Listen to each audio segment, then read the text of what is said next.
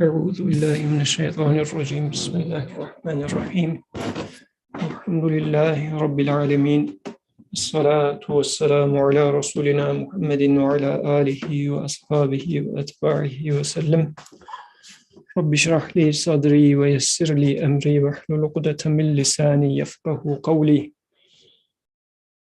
اللهم أرنا الحق حقا وارزقنا اتباعه وأرنا الباطل باطلا وارزقنا اجتنابه وصلى اللهم على سيدنا محمد وعلى آله وأصحابه وأتباعه وسلم.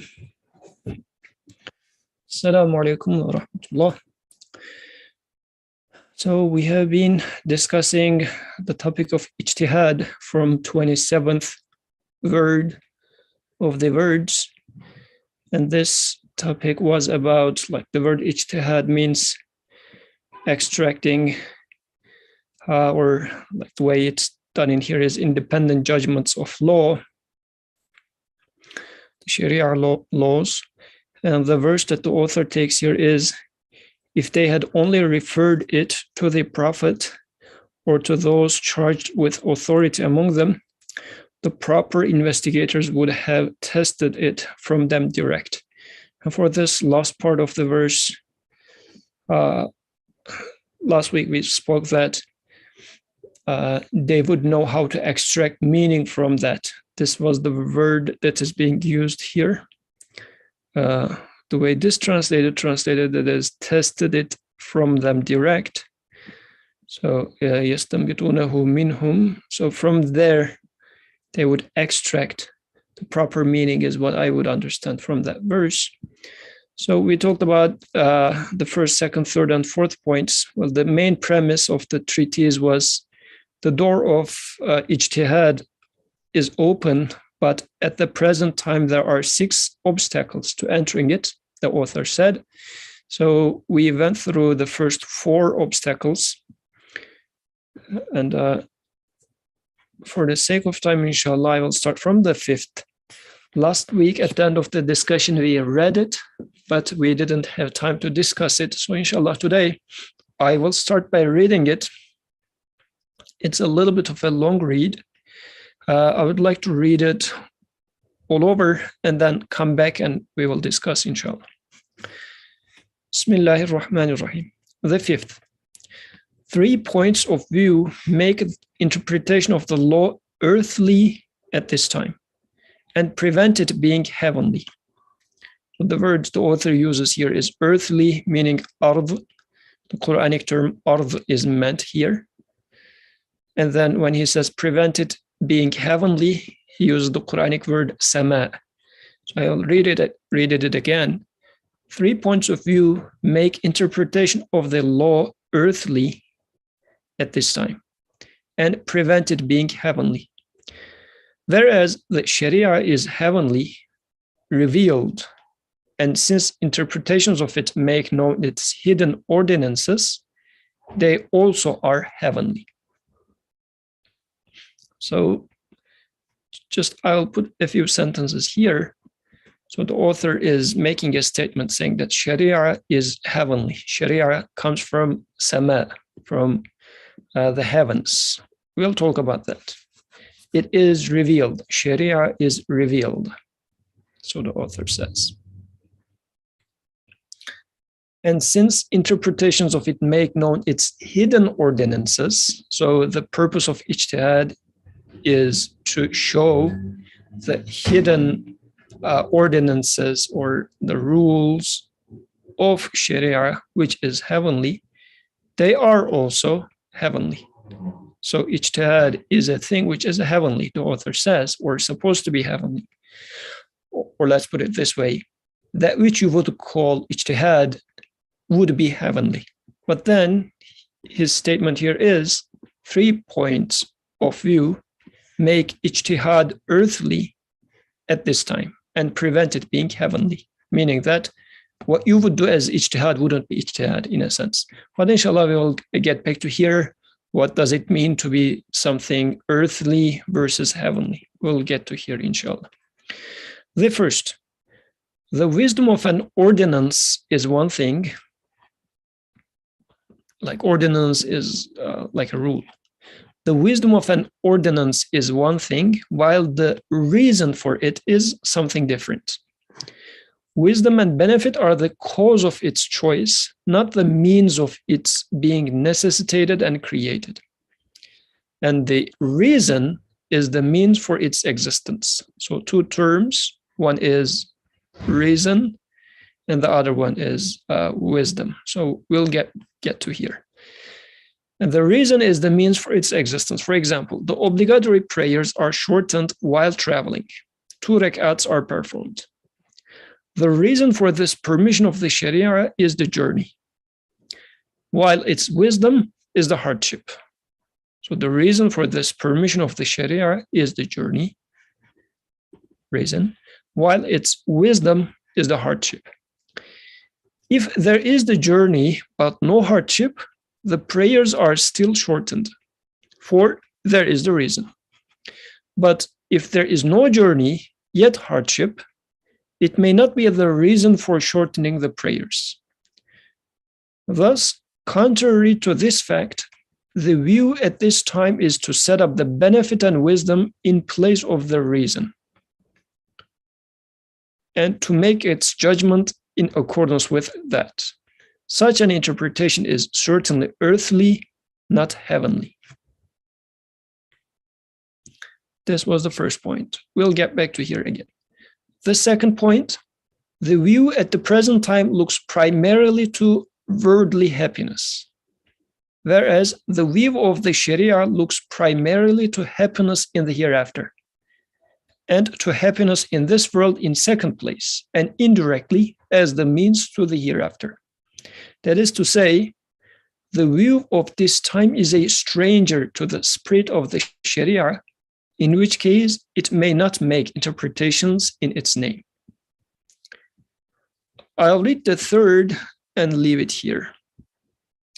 The third, there is a rule: necessity makes permissible what is forbidden. This rule is not universal. So long as it's not by way of what is forbidden, necessity makes licit what is forbidden. He's going to give an example. It's going to be clear what is being said here. But if something has become a necessity due to abuse and for illicit reasons, illicit in here refers to haram, this necessity may not be the basis of ordinances permitting it, not form an excuse. For example, if through ill choice someone makes himself drunk in an awful way, according to the scholars of the Sharia, his actions act against him and he may not be counted as excused. If he divorces his wife, the divorce is in force, and if he commits a crime, he receives the punishment. But if it is not through ill choice, the divorce is not in force, neither does he receive punishment. And for example, even if an alcoholic is addicted to alcohol to the degree of necessity, he may not say it's a necessity and lawful or allowed for me. Thus, at this time, there are many matters which have reached the degree of necessity and have taken on the form of a general calamity afflicting people, and which, since they have arisen from ill choice, illicit desires, and forbidden acts, may not be the basis of ordinances permitting them and making what is unlawful lawful. However, since those who make interpretations at the present time make those necessities the basis of ordinances of the Sharia, their interpretations are earthly, the products of their own fancies, tainted by philosophy, and cannot be heavenly or revealed or in accordance with the Sharia. However, if exercise of authority concerning the divine ordinances of the Creator of the heavens and the earth and interference in the worship of his servants is without the Creator's permission, that exercise of authority and interference are rejected. And then he gives an example about Friday's sermon, which we'll come to there, inshallah. But let's not get there. So these are the three things that he mentioned. So now I am taking you back to the beginning, and let's start discussing. So I'm reading the first statement here, and we'll pose some questions, And if you have any comments or answers to those questions, I'll be happy to hear. 3 points of view make interpretation of the law earthly at this time and prevent it being heavenly. Whereas the Sharia is heavenly, revealed, and since interpretations of it make known its hidden ordinances, they also are heavenly. So my general question here would be what we understand from ijtihad being earth, like samawi, like heavenly, but in this day and age, the author considers it to be earthly, ardi, like within ard. So these two are Quranic terms. What do you understand from that? How does it apply to our topic of ijtihad here? Why is Sharia heavenly? What does it mean? So these are some questions that I have in mind. Or if any other comments you have, please go ahead.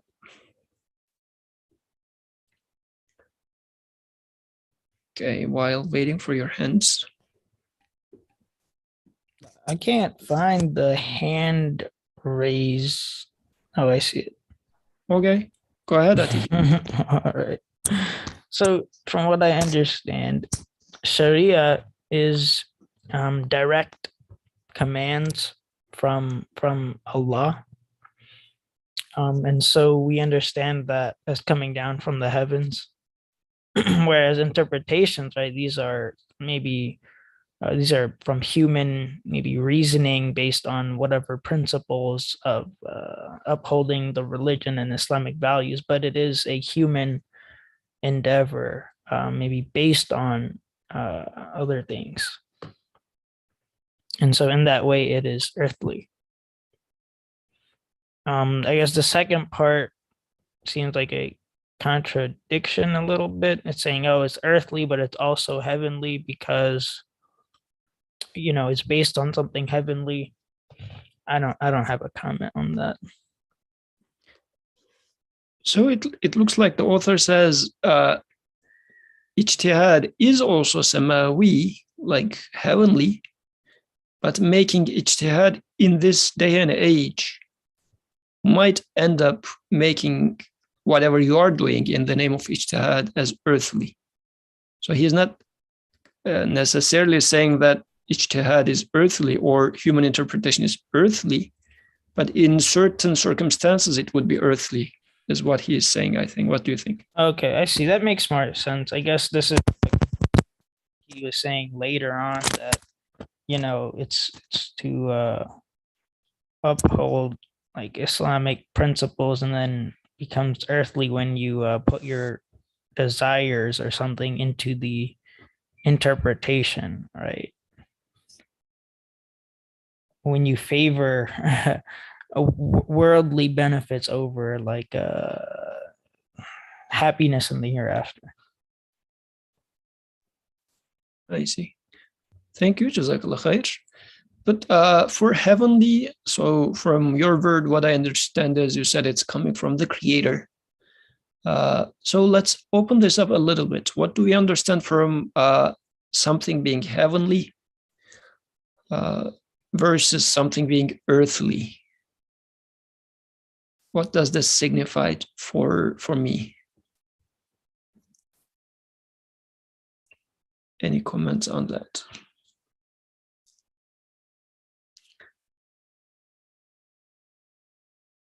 So what I think, in the absence of hands, so I'll continue. Heavenly or sama, as Quran describes sama, and as far as I understand from authors' interpretation in general about sama is, it is how things become purposeful, meaningful. Like, for example, let's give an example as we keep using that example in the discussions. So when I see a signpost which says New York and then puts an arrow showing the direction of New York. So clearly that signpost is not New York, although on it writes New York, It's not New York. It's just a signpost which shows the direction of New York. Go in this way, and then you will find New York. So now, taking this as a metaphor, realizing that this is a signpost which points to somewhere or something beyond itself, in this case, which is being the actual city of New York, then this fact that it points to something beyond becomes its sama, something beyond it. While the signpost itself is the ard, like the earth, earthly aspect of that signpost. So if I say, let's say I don't know how to read, or if I'm just some sort of a super materialist person, I come and say, no, there's no New York. New York is this. Look, this is what it says precisely on this signpost. It says New York, and this is what New York is. It must be. If I think as such, then my understanding of that signpost becomes earthly. Applying it to our existence. So when I look at, let's say, sunrise or a newborn baby, if I take this sunrise, newborn baby, or some hardship, some earthquake as a signpost, then it will point to what its creator means by it, because the creation then becomes signposts to their maker. So the meaning that I will get is going to be from sama, of this existence. So there is sama. But if I am a super materialist person, I would say, no, there is no signpost, no nothing. Sunrise is sunrise. It doesn't point to anything. It just means sunrise. It doesn't mean, it doesn't say anything about illuminating creator. It's just sun is sun. That's it. Signpost is signpost. New York is this blue, white metal piece. Sun is sun. Or a newborn baby is a newborn baby. So this aspect means I get stuck on earth. So this sort of an attitude is earthly. So if you agree with that explanation that I was trying to give, I will now apply it to here. So the interpretation of the law in this time, 3 points of interpretation of the law or ijtihad makes such an endeavor earthly. So whatever you do, because I will try to make ijtihad, meaning I will try to extract new meanings from or interpret Sharia anew, the author says what you will do in this time might be earthly. Similar to saying that, or this signpost is signpost and has nothing to do with pointing to sama. On the other hand, he says Sharia is heavenly. This is an important thing. What does it mean that Sharia is heavenly? So Atik said it's from the creator. That's right. But what does that signify? So Sharia is heavenly means, what does it mean when I see like sunrise is heavenly, saying that sunrise is heavenly? What does that mean? Versus sunrise is earthly. What does that mean? So sunrise is heavenly means if I see it as a sign, as an ayah of the creator. Sunrise, although it is part of the creation, it will be heavenly for me. So the author says the same for Sharia. Sharia is heavenly. So what does that mean? So Sharia, let's say, Atik, please go ahead. I guess it would mean, maybe if I interpret sunrise as earthly, it's pointing to my, the sense of awe and beauty and enjoyment that you get from watching a sunrise, right? It's beautiful, and it's a enjoying experience. But if it's heavenly, it points to, maybe my own purpose, in the sense that it was created for me, or you can understand there's a purpose in the sun, and reflect that to yourself. There's a purpose for you. And like through observing sun, you will get to know your creator in several aspects. For example, you will see that sun is, although it is a single entity, it is warming everywhere at the same time without interference. Because you would say, for example, for yourself, if you were to do two jobs at a time, you would mess one of them up. Then if you ask the question, well, how come the creator creating every single thing all at the same time, and he is attending all of them at the same time? Come on, it's not possible. Like if you have this sort of a question in your mind, as if the creator says, let me give you an example. Sun is the example for you. Look at how it is warming up or working everywhere in across the planet, let's say. All the plants and trees and animals or the sea surface, everything is being warmed up with the same sun. And sun is not really saying, oh, wait a second, I need to worry about the sea surface now. So trees, please wait a second. He doesn't do that. So if this is something that's observable within the creation in the first place, how this clearly shows that the creator of the sun is definitely capable of and actually doing everything all at the same time, must be doing it all at the same time. So in this sense, sun becomes heavenly, a sign for me, which tells me about my creator. When it comes to Sharia, so the author says the same thing applies to Sharia as well. You're going to give this much zakat, you're going to like do this prayer as such, like this sort of Sharia law, or these are the rules for marriage, these are the rules for inheritance. The author says these are heavenly, which is interesting because let's think about distribution of inheritance. Is it something heavenly in your perception? What do you think is the inheritance law? What does it have to do with sama? What would be wrong if I take the inheritance law from the Switzerland? I guess this is where some countries took it from.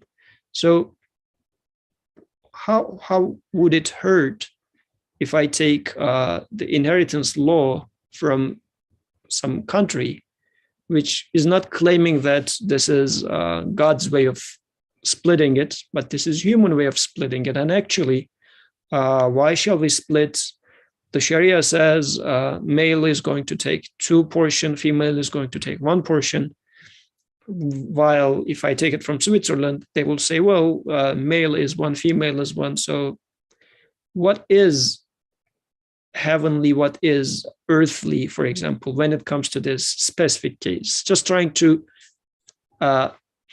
understand what it means Sharia is heavenly, or at least considering Sharia to be heavenly, how would I approach it versus considering or treating as if Sharia is earthly? What would that mean? Now that we understood what sun, how being samavi versus ardi, like heavenly versus earthly for sun works, let's apply this to Sharia. How would it differ if I take one approach versus the other attitude?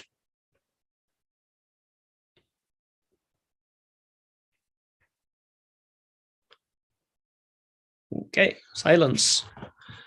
Atik, please go ahead. Nah, if you guys keep letting me, I'll keep talking.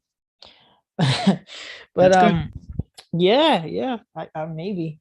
But I guess the Switzerland inheritance law, I mean, that we could say that represents the most fair and just distribution of wealth according to, you know, whatever the people, whoever the judges and the highest, you know, ranking, most intelligent people of that country, according to human knowledge and reasoning and specialty, whatever it is. But I guess the limitation is that maybe we don't really understand our own creation as best as we could, right? If you only limit yourself to maybe a materialist perspective of the world, but the Sharia and the Sharia distribution of wealth is different because it is made by our creator, who we would expect, since he made us, he would know us better. And so in terms of whatever justice or equality or fairness, we would have to assume he knows better than we do.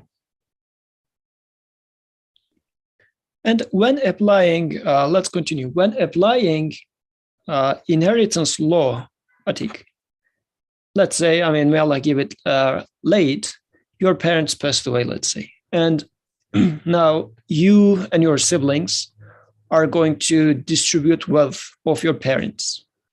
So what would be the attitude in there? Like what is heavenly when it comes to distribute wealth?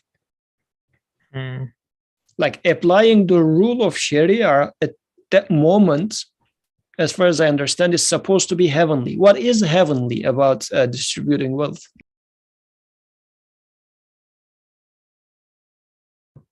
I mean, how does it become a signpost? Is it to acknowledge that the wealth is not yours to do as you wish, right? It belongs to some guy, and he tells you how to do it. Because if it was up to you, I mean, the parents would say, okay, I favor this child, I'll give him all the wealth. And if it's, they didn't have an inheritance, the kids will fight each other to get the highest portion.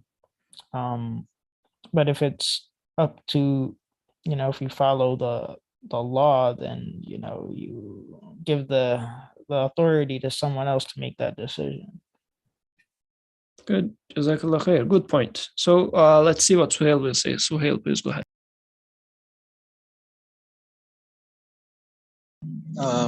Assalamu alaikum. Like to use inheritance as an example, the Sharia, like and it's in the sense that it's heavenly and revealed. Like on to what Atik was saying, that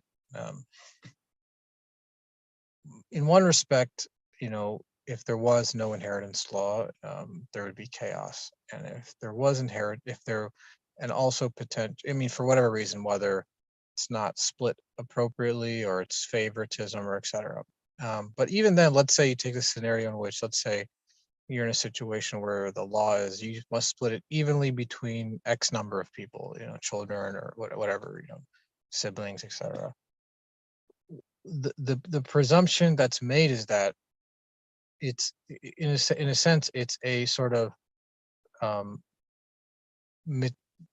fundamentally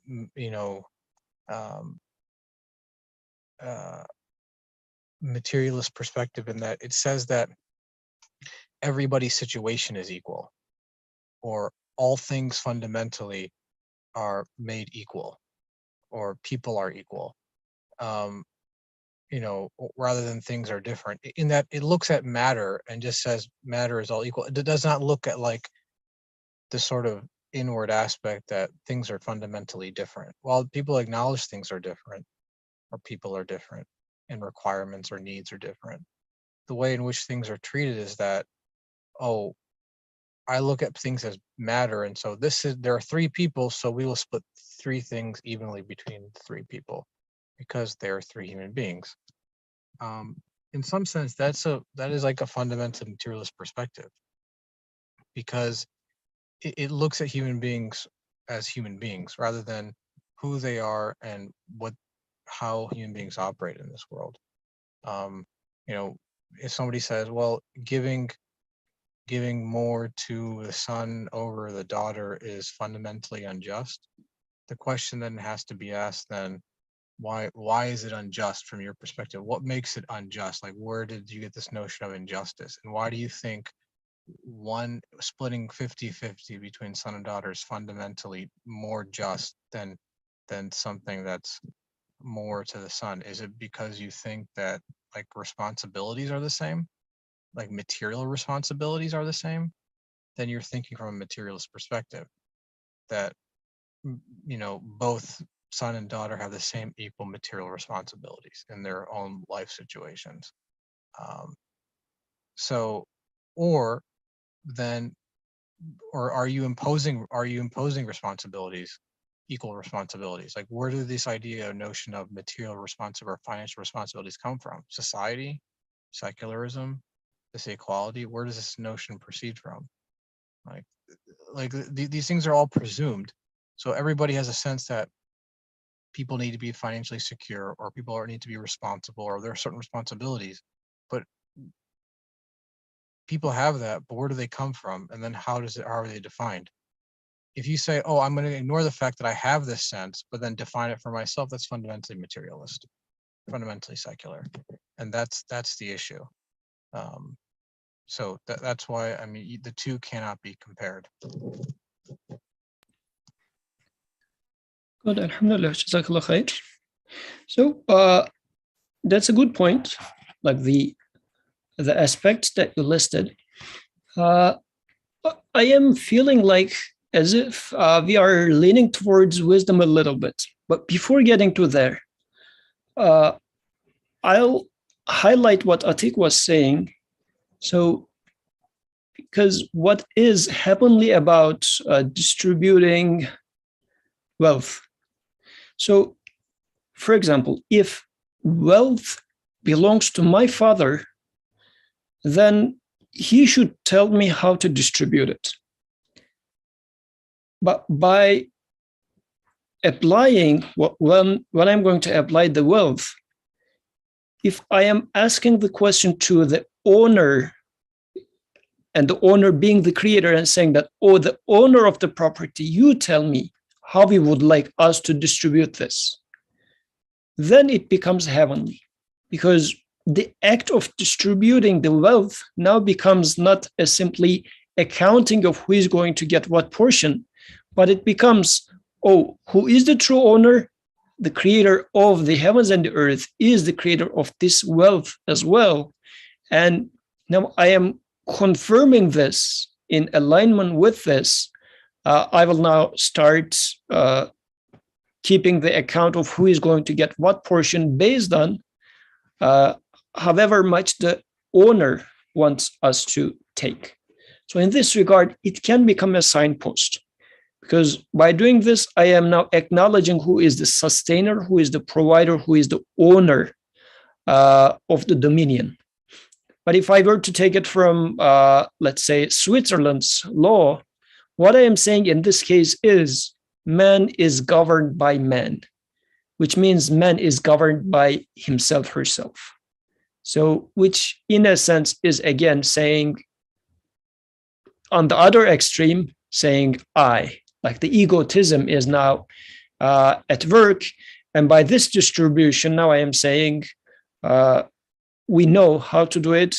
And as now both Suhail and Atiq was saying, I can figure out how to do it because I have a reasoning about how it should be done. And within my limited capacity, within my assumptions about who human is and what humans' needs are, I think this is the most proper way of splitting. So I think this is there. Now that I detached myself from the heavens, or like the true purpose, let's now use the real words, I detached myself from the creator, then I will start making my decisions based on the wisdom. And this is what we will study in the first. So let's get to there now. But inshallah, we discussed what it might mean that Sharia is heavenly. And also, as a follow-up statement, the author says, interpretations of Sharia is for showing its hidden ordinances. Like ijtihad is to make known its hidden rules, which means not everything is very clear. So you need to make some deductions to understand some details of Sharia, but it also becomes part of Sharia, and it needs to be it will become heavenly. HPSL, please go ahead. Assalamu alaikum. Just kind of reiterating what's kind of been said, but you know, if Swiss law for whatever reason decided that according to their inheritance law that, you know, 2 portions go to the male and 1 portion goes to the female, without necessarily saying this is from you know, a divine guidance or a divine source or anything, then would that suddenly be heavenly, for example? And just to answer my own question, because I was asking this, the answer for me would be no, because the point, while the actual, perhaps the physical action of how to divide up the inheritance is important, because, you know, by virtue of being a created being and being guided as to how to live the physical aspects of my life, at the same time, by virtue of following guidance that is from the heavens, from Sama, is a reminder for me that, you know, first and foremost, that, you know, I'm limited in my understanding of myself, in my understanding of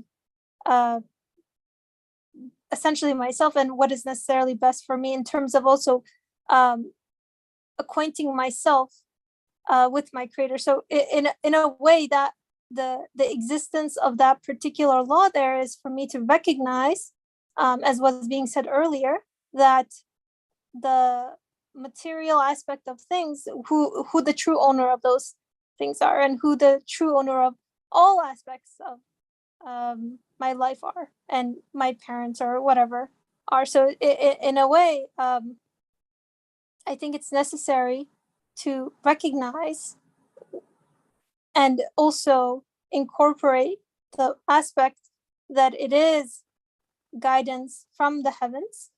Otherwise, and I just, you know, it just becomes kind of like, you know, kind of like a humanist approach or whatever, like, this is the best for the environment, this is the best for humanity, do this or X, Y, like just a particular set of physical actions that I follow, which may or may not necessarily be the best for me. But if it's missing that divine aspect, then I'm just only perhaps benefiting my material self and not the part of myself that needs to acknowledge the source and the true owner. Jazakallah khair. Very, very good point, actually. Like, especially giving the example as you put it makes the distinction more clear. Like, if Swiss law were giving 2 to male and 1 to female, would it make it Sharia compliant? Or let's put it this way. Or would it make it Samawi, heavenly? And as you said, no, the answer is no. So this is very important. And because on the flip side, there would be another question. Does that mean that whatever is from Sharia, I'm not going to search for wisdom in there? This clearly is not the point. But what the point in here is, first and foremost, what makes it heavenly is that it is commanded. It is commanded with wisdom as well. So we will observe wisdom within the commands too. But what makes them heavenly is not the wisdom within them. So me choosing to act by it, first and foremost, must be because it is heavenly, meaning it should point and remind me of the Creator. Then I will search for meaning in there, wisdom in there, justice in there. With all these, they are going to point to the Creator further. But as we will see in the first, this is a big distinction that is needed to be made. Jazakallah khair. So the wisdom of a rule, like the word ordinance is a little bit alien to me, so I will replace it with a rule. If everybody is okay with that, let me know if not. The wisdom of a rule is one thing, while the reason for it is something different. I'll put the terminology that he uses in the original here, which probably is coming from the fiqh. So the hikmah, the wisdom of a hukum, of a rule, is one thing, while the reason, which is illa, the word used, technical word used is illa, the reason for it is something different. So now we have two concepts here. One is wisdom, the other one is reason. And the reason here is not about reasoning, it's like the cause, actual cause. Wisdom and benefit are the cause of its choice. So let me paraphrase this. Wisdom and benefit of a rule can be a, can make you choose it. Like this cause of choice makes things a little more complicated because we had reason over here. So the terminology gets mixed up. So I'm paraphrasing it. Wisdom and benefit are the things that would make you choose it, not the means of it being necessitated and created. So the wisdom and benefit of a rule does not make why this rule was put forth. And the reason, this is the second term here, the reason, illa, is the means for its existence. The real reason for putting that rule forth is illa, is what makes it. For example, let's read the example. It's going to make it more clear. The obligatory prayers are shortened while traveling. 2 rakats performed. Like, let's say, Dhuhr prayer, it's normally 4, but if you are in a, like if you're traveling, you are allowed to do it 2 rakah rather than 4. The reason for this permission of the Sharia is the journey. So the illa of this permission is the journey, while its wisdom, like hikmah, is the hardship. So if there is journey, but no hardship, the prayers are still shortened. Like today, you're taking a trip by plane, it's quite comfortable. Since journey is there, which was the illa, the reason for this rule, you are allowed to shorten the prayer even if it's with a plane. For there is the reason, the illa is present. But if there is no journey, yet there is hardship, like you are working in a super hard conditions, under the summer, you are working in Texas in a, I don't know, farm, it's too hard, too hot. Can I quickly do the prayer?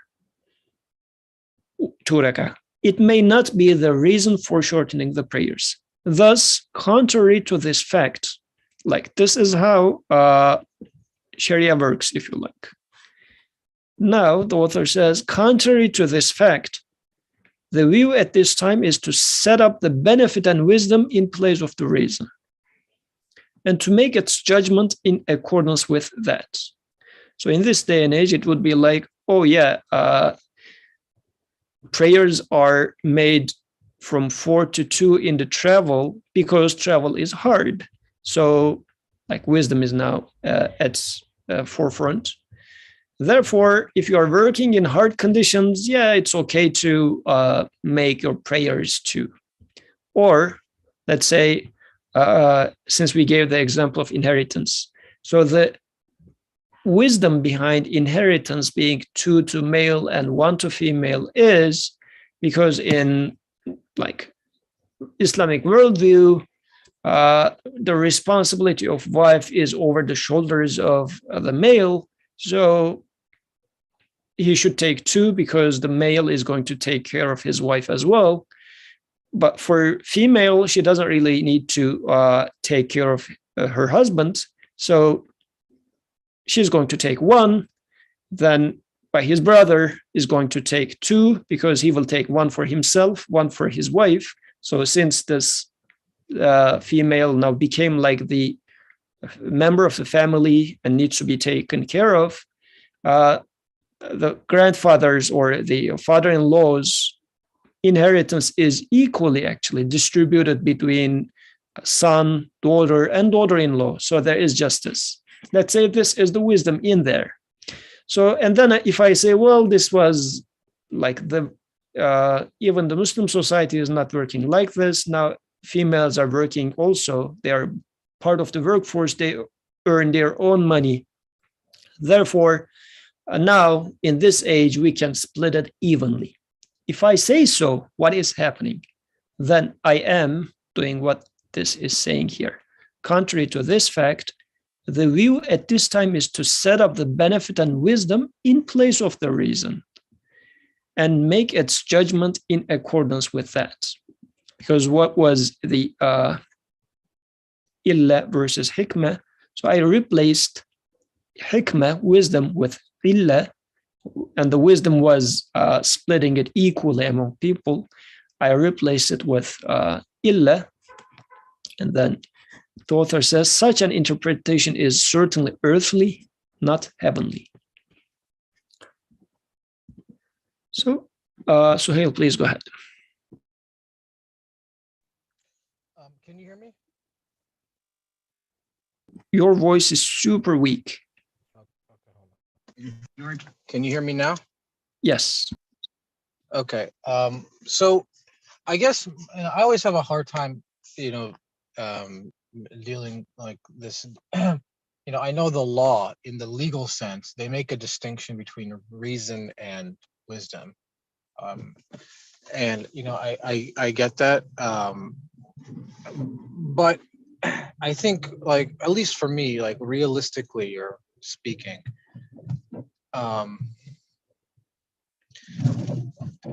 to me, and it's just my opinion, I think at some level, I don't want to say like artificial, but it does in my mind like make some sort of contrived distinction between the two.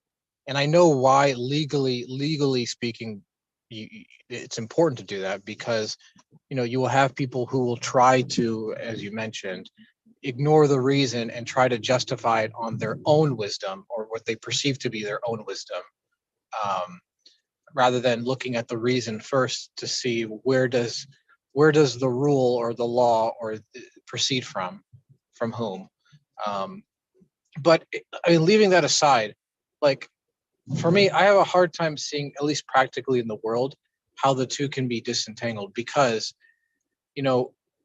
for example, let's, like, if you go back to the inheritance, like the reason the law is on one hand is for within his knowledge, but also is also predicated upon his wisdom too. Like, the idea that he would hand down something that's unwise doesn't make any sense.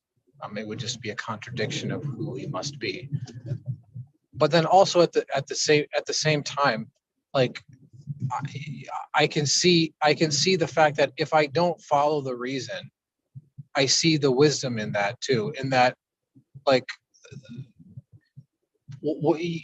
somebody could argue, oh, well, in this day and age, men and women work, so you should split it evenly. However, it's still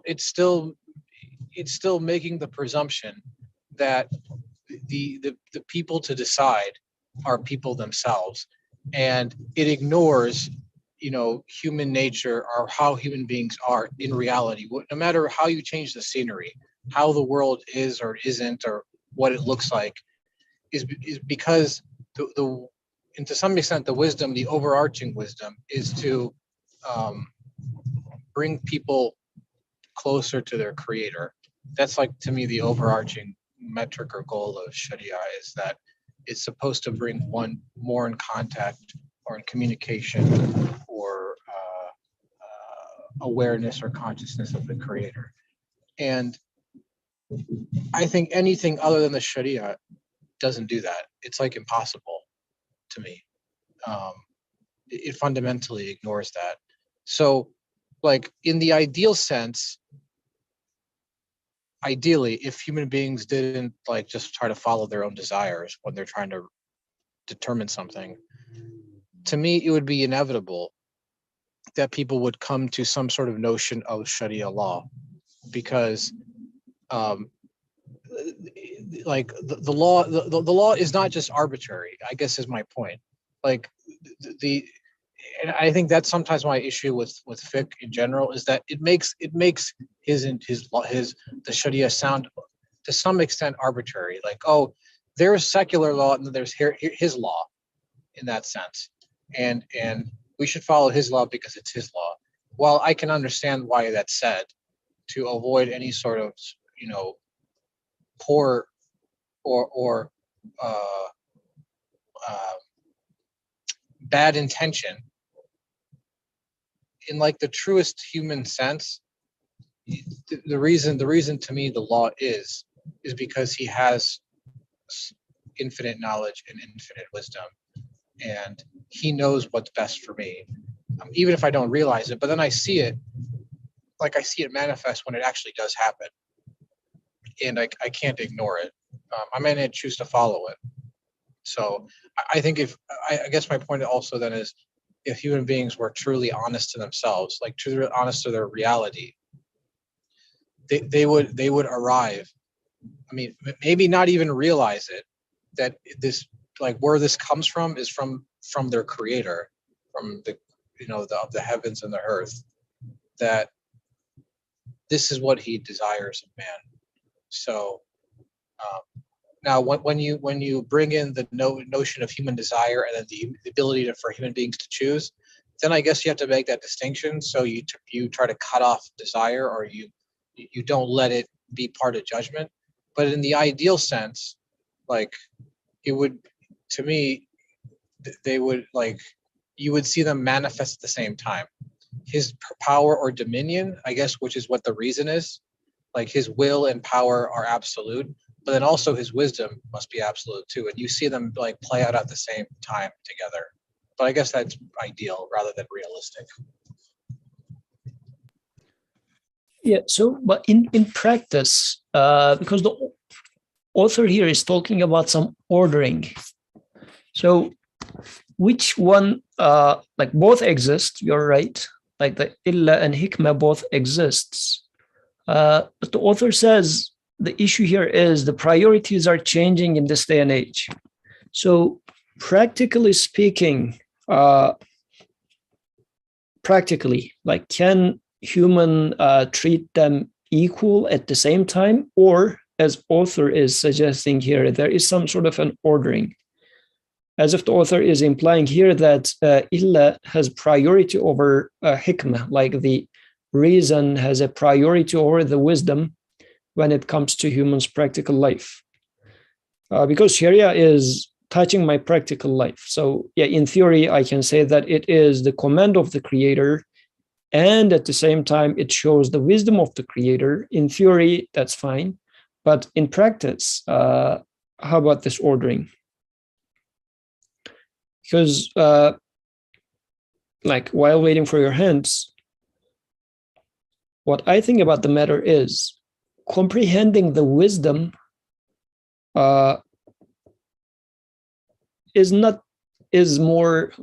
requires time. But comprehending the command, I do it because I'm commanded to do so, his is dominion, does not require time. Like, I can do this, and actually it is more fundamental for me as an abd, recognition of my abdness more, because I am saying that even if comprehending its wisdom is going to take time, I am created and I am being given existence. And as a sign for that, now I'm going to obey the command of the one who says how I'm supposed to do it. Like, obeying a command just because I am commanded to do so seems to me as, if you like, the pinnacle of, I mean, if you do it by really understanding or feeling its consequences, doing something just because you're commanded actually shows the pinnacle of going to, if you like, prostration, sajda. You're saying that I don't know. If you teach me, I will know, which means if you teach me the wisdom, I'm going to take it as a signpost for your wisdom and learn more about it. And this would be nice. But even if I don't see the wisdom in it, not to say that it's arbitrary and no wisdom, there must exist a wisdom because of the way I get to know my maker. He is all wise. Yet, due to my limitation, if I do not understand it, yet I will do it because yours is the dominion. And I admit that, and to show it to myself, I will do it as you ask me to do it. So, and as long as there is this resistance in me not to do it unless I see the wisdom, I feel like this changes of priority might be there. So, for example, if I say that, Sohail, please go ahead. Oh, no, you can finish. I mean, my comment was going to be. Okay, just one tiny comment to finish then. So if I say that, well, tying hands in the prayer, or I don't know, like taking wudu with water, well, I don't understand its purpose and wisdom. To me, it's for cleanliness, so alcohol is a better cleaner. And actually, from now on, I'm going to make like wudu with alcohol, for instance. Like, I think this sort of an attitude, despite knowing that the creator says, here is how I would like it to be. Like, here is the exemplary person, messenger. I taught him how to do it how he does it.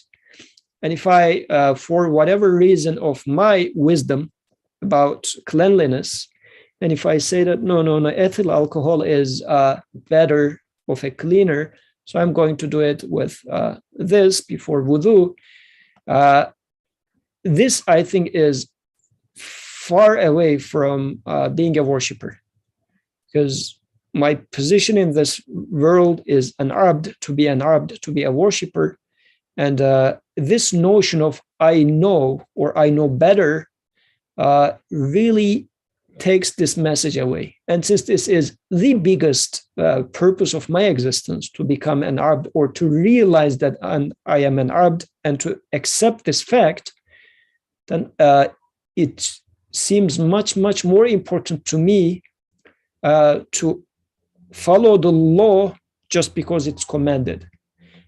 On top of that, if I learn the wisdom, it is light upon light. But in the absence of it, if I didn't learn it, it's not losing the main gist of following the law. So change of priorities in here is an important matter, I think. So please go ahead. Yeah, I mean, I agree with you in principle, in that, you know, I don't have to understand something to necessarily follow it. I agree with you on that point. What I would say, though, is that, you know, and just my own experience talking to other people, and granted, I could argue maybe you're right that they don't understand the notion of being an abd, like of submission to their Lord or Creator. But I think then some people try to sort of escape these things by trying to point out how unwise it is. Granted, everybody's different and everybody has their own agenda or intention of what they want to do. I guess my issue is just like, I think it's always kind of been like just in the background for me. My personal sort of issue with fiqh in general is that it makes it like it comes off as so dry to me that, you know, it's like here is an authority figure and he's telling you what to do and not do, and you need to do it, and that's it. Like I guess if I give the example like of a parent and a child, if a parent said to the child, do this X, Y, and Z, I mean they may rebel. So I guess like just which is why I actually like Nursi's, because he doesn't really focus on the do this and don't do that per se. I mean, he's very vague in this regard because he focuses on being an abd.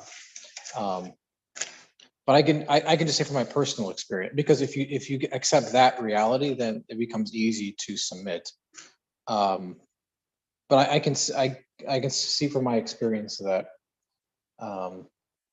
people, you give them the reason and they still reject it, and you could argue maybe that's just because they don't accept themselves being an abd. That's a possibility. But those are my comments. Yeah, I agree. And I see your point. And so then let's ask the question, what would be the solution to that problem within myself and within the people that I interact with? Because the solution to that problem, I think, should not be coming up with wisdom for these actions. I mean, of course, if you are speaking to some non-believer person or like a Christian and whatnot, and then they bring up the issue about, oh, how about the inheritance? Your religion does it like this and it's unjust and whatnot. And then you can talk about, let's say, whatever, like there's this wisdom and it's just a 5-10 minutes conversation and it just needs to be cleared up. That's fine. But when it comes to like my own perception of that, plus within Muslim society in general, where should this be located? Like, shall we buy into the idea of replacing wisdom with the command? Because I have seen some extreme examples of that. Like, for instance, one of the chapters of Quran, which has a lot of verses which are pretty much touching human life. Like, there are many verses in Quran which are talking about Iman, Tawheed in general, but there are also verses which are more like do this, do that sort of verses. I mean, of course, you can interpret them in different ways, but I have seen that this attitude of replacing wisdom with command is especially practically, this is a practical example that I observed, is taking, let's say, Surah Nisa, which is such a chapter, which includes many such verses, and as if to show that you can read it without taking it as a single command, but it's all wisdom. Definitely you can do that. You can definitely do that. But the question is, this is where Prophet comes into the picture, and the practicality of how religion touches my life comes into the picture. This is why I'm being very, I'm trying to be very careful when it comes to this matter, because clearly this age is prioritizing wisdom over everything. But in expense of what? Is it taking away the abdness, which is really the gist of the matter anyways, and then preserving my ego and saying that I know, so it doesn't, and the reason I'm emphasizing I know is nowadays we are studying Surah Alaq, and in there, this notion of he teaches you that which you do not know, and also Prophet's attitude when he was right before receiving this revelation of when Jibril says, read, he says, I do not know. So this attitude of I do not know is really the gist of being ready to get revelation. If I'm not at that point, if I'm saying that, no, I know, or I can understand, I can get, I can learn. And this mindset of putting wisdom before anything else, instead of putting abdness, which is represented as I do not know, at the forefront, but then saying, but I am in need of knowledge. This is prophetic attitude, I would say. I do not know, but I am in infinite need of knowledge and wisdom. So you teach me, but I am telling this to the Creator, and I should be content with how he would teach me the wisdom and knowledge. So this is why this I think is an issue of priorities, not to say that I'm going to abandon wisdom at all. No, not at all like that. But of course, we need to consider the social background as well, as you said. Like, especially nowadays, fiqh authorities presented as a simple laundry list of do's and don'ts, and then they become the authority themselves rather than like becoming, if you like, transparent signposts and showing that inheritance is supposed to be a signpost, a heavenly signpost pointing to the true owner. This is the purpose of this rule set, actually. It's not since this reminder is not there, and it becomes just a different type of Switzerland law. It's not Switzerland law, but like as if you like, Arab law now. This is how we do, or Muslim law as a nation, this is how we do it. Then this authority, dry authority, and on top of that, if you put lack of wisdom in there, so of course it becomes unbearable. It becomes something to be despised of, and people despise this. And this is like this reactionary attitude is probably rightfully there in certain people. But it being rightful doesn't mean that it's a correct stance, though. So just to make this distinction. Yes, Suhail. Yeah, no, I agree. I think, to me, the only solution personally is like how Nursi presents it, and then essentially where he gets it from is the Quran. Is that in that the Quran, I mean, rather than thinking of it as like a book, all revealed in the sense that, oh, I have a book and this is everything, but thinking about it historically, how it was revealed was in stages, or because that's how people are. They don't, while it's complete in a sense that it makes sense all at once, people don't perceive it all at once, I guess. Like, people don't understand something completely at once. Like, it's like if I learn physics or something, if I learn,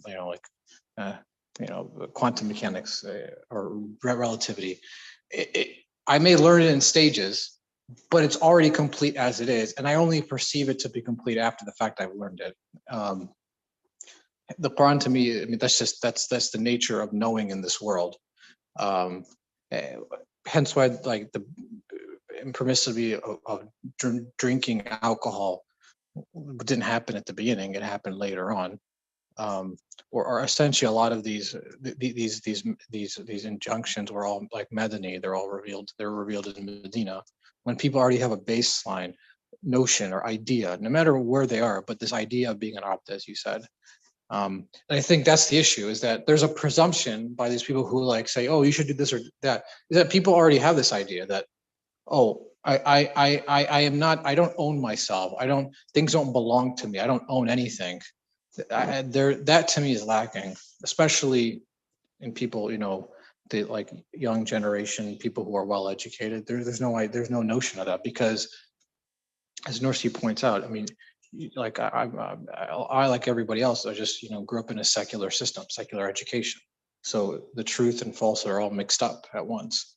So so this idea about like wisdom. Well, I have this notion of wisdom from a secular perspective, if I can even call it wisdom at that point. I don't know if that one could argue, is there even such thing as wisdom when you talk about from a secular perspective? But I impose that on, religion or the Quran in this situation. So, but to me, that's the only solution, I think. Yeah. Very true. And tying this to our weekend retreats, like the prophethood, the topic of prophethood, actually the two are so much interrelated. And as we come to the end of this chapter, we will see that the author also bring up the matter of prophethood as well, because this topic is directly related to prophethood. It might sound pious, as we were talking about over the weekend with the topic of prophethood, to say that, oh, why should Creator send an intermediary, a human intermediary? He talks to me directly. This is more tawheedi, like it's pure tawheed. He directly talks to me. I'm not in need of a messenger in between.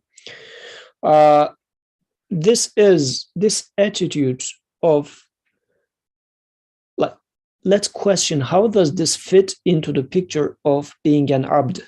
How does fit into the picture of me being ultimately needy? What makes me not to accept a person who is going to be appointed by my creator to become a teacher to me? While I understand that there are some people who are claiming to be or pretending to be appointed teachers, like if you would like to take those who claim to be prophets, which are clear examples of, you would say, well, these are just funny people and just get rid of them. But the same thing also applies for people who are claiming to be scholars of religion. Now they are coming after the prophet. They are not claiming to be prophet per se, but they are trying to hold authority. Then, and let's say they are abusing that authority. And as a reaction to that, I might be choosing not to follow prophets altogether. This is why the topic becomes so important, because the verse at the beginning was saying that bring the matter to Allah, to the messenger, and ulul amri minkum, so from those who are charged with authority within yourself, among you. This is important. Like, it's okay, maybe this person, I am saying that he is abusing authority, this person is doing it wrong.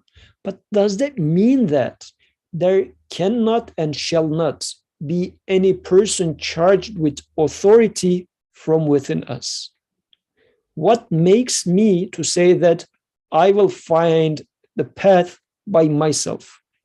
Is it possible, let's put a question mark there, that I am speaking this out of my ignorance and I don't want to admit my abness in a certain sense? So these are, I think, important question marks, at least, to be put there, because sometimes it sounds so pious to say that, no, I will grab the Quran and understand it as my creator creates meanings in my heart. So is it really? So let me just put a question mark over there, and especially at an age in which, as the author keeps repeating in this chapter, philosophy is so much prevalent, philosophical thinking, and then the worldly life is the number one concern. A comfortable life living in this earth is number one concern. In such an environment, what sort of a meaning would I be accepting to my heart? Because it might also sound like, oh, whatever my creator creates in my heart is the truth. Is it really? Is this how human freedom of choice work, really? So these are some important questions to keep in mind, because these might be really harmful for my personal relationship with my creator, which means abdness, and my ubudiyya, my worship. Any other comments, please?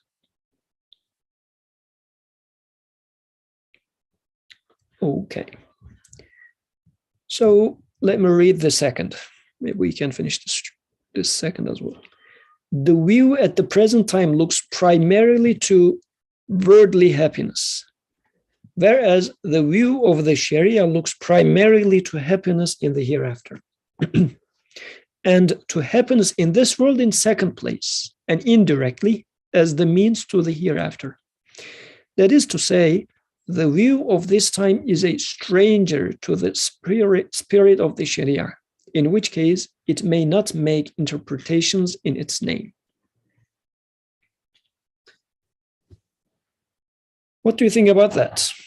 So now he brings in the idea of hereafter, akhirah, and he says the view of Sharia, so meaning, let's say, again, if I'm going to take the how to pray or how to take wudu or how to do like the inheritance law, as if the author says, Sharia does not only look for this worldly life, whereas what you would consider as wisdom in this day and age is considering only this worldly life.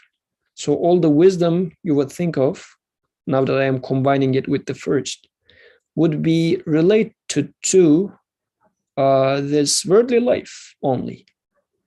Maybe it's going to be the most appropriate distribution for this worldly life. But does it take into account the actual purpose which pertains to the hereafter as well? So this makes me think of like some practical or simple example from the classroom. Let's say I am assigning some question set, some assignments to the students. And while I am doing that, I am taking into account which other courses they will take in the future, what this assignment will prepare them for. And maybe I am putting some extra stuff in there or some extra challenge in there, which the student says, well, this is a simple course. You don't need to put this here. This is just you're overkilling. Like, for example, actually, this practically happening. Now I am teaching them programming in a certain programming language, which is quite hard for students. They didn't get used to it before. And probably they will not get exposed to it too much in the future either.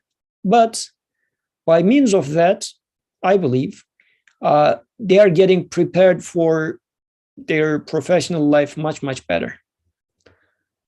Some of the students who are not farsighted are being super annoyed, saying that, well, couldn't you just teach this course in Python and the programming assignments are going to be done in 2 hours and we'll keep going with our lives. By assigning assignments in this programming language that you give us, it takes 10 to 15 hours for each programming assignment. And at the end of the day, the other classroom, which teaches it in Python, is going to get an A by just working 3 hours in this class, which is only a 3-credit course, but your workload is making it at least 4 credits. So it doesn't worth it, really. Why are you doing this torture to us, they would say. So in their view, for example, what I'm doing is super unwise, super unjust, and super annoying. But what makes this super unjust and annoying for them is because they're just looking at learning experience as a simple GPA. They say, if I get a high GPA, that's all I want. Learning is not my priority, really. I don't care about life after college. And as long as I have some high GPA over there, I should be able to figure out how to do it. But what I am saying is, without you knowing what you're doing, you're going to get stuck somewhere. So you better learn it. So I think in here, the author is saying Sharia and Sharia, rules of Sharia is for this signpost that so I am being trained for what is beyond this existence. Whereas today's worldview is just on the surface. How nice is this metal signpost? This is like our earthly worldview makes it just so on the surface that I cannot really appreciate even the wisdom of Sharia. I cannot appreciate the wisdom of Sharia because I am looking for, even when it's going to be, oh, this is wise of Sharia, the wisdom I am bringing forth, if it's only about this world, it is still an issue. Because wisdom of Sharia not only looks to this world either. Because, for example, if you say, I mean, this is not a matter of Sharia, but let's say earthquake is happening. What sort of a wisdom can you explain for a human without, which is going to be satisfactory, without referring to what does the Creator tell you and how it pertains to an eternal life? Because innocent children are dying. Innocent people or elderly people are dying in earthquakes. So what sort of a wisdom can I bring forth from the heavenly perspective that would be satisfactory to someone who denies sama, who denies the divine? You cannot. Likewise, if this perspective of the divine is not there, even if you bring forth the wisdom, some wisdom of, let's say, a distribution of inheritance, and say that, oh, this is how Quran does it, and this is the wisdom behind it. If my explanation of wisdom do not have components about hereafter and divine names, then it's not going to be enough for that person. It's just going to be a partial explanation, which shows that it's not arbitrary. There seems to be some wisdom here and there, but then the other person would say, well, come on, here is a better wisdom that I come up with. And then it again is not going to solve the problem at all. So this is why I think the author here is pointing to the fundamental problem. Okay, any other comments, please?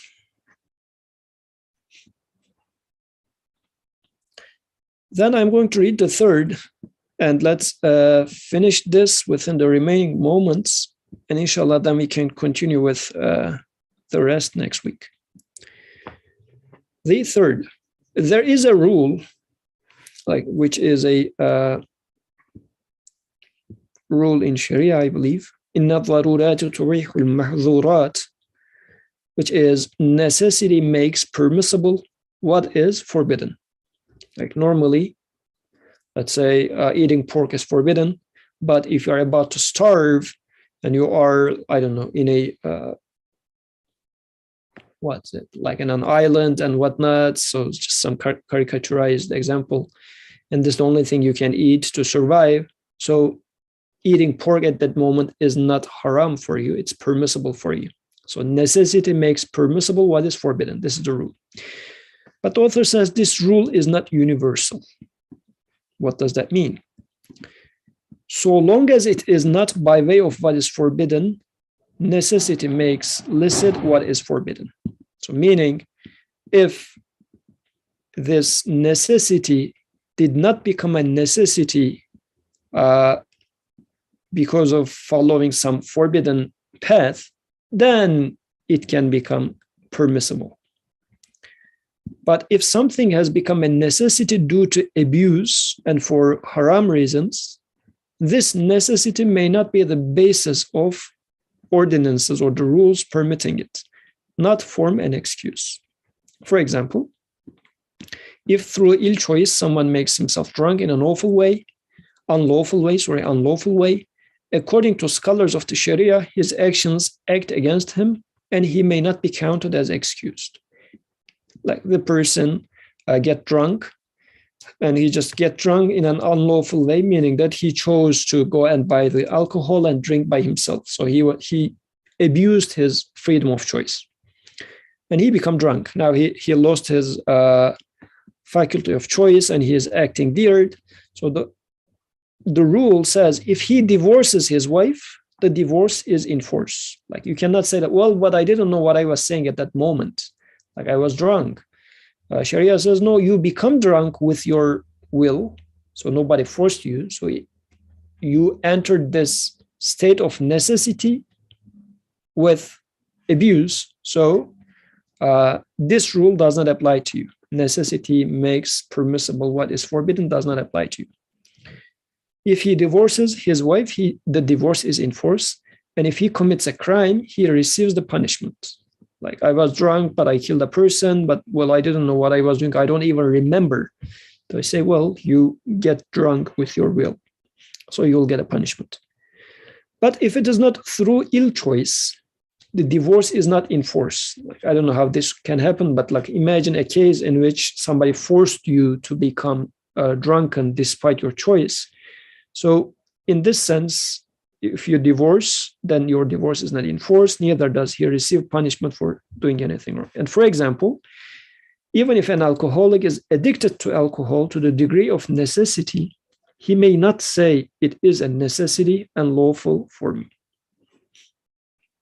Okay, so this is the framework that he put forth. This is saying that necessity makes permissible what is forbidden is not a universal rule. But how does it apply to here? Thus, at this time, there are many matters which have reached the degree of necessity and have taken on the form of a general calamity afflicting people, and which, since they have arisen from ill choice, illicit desires, and forbidden acts, may not be the basis of ordinances or rules permitting them, and making what is unlawful lawful. However, since those who make interpretations at the present time make those necessities the basis of rules of the Sharia, their interpretations are earthly, the products of their own fancies, tainted by philosophy, and cannot be heavenly or revealed, or in accordance with the Sharia.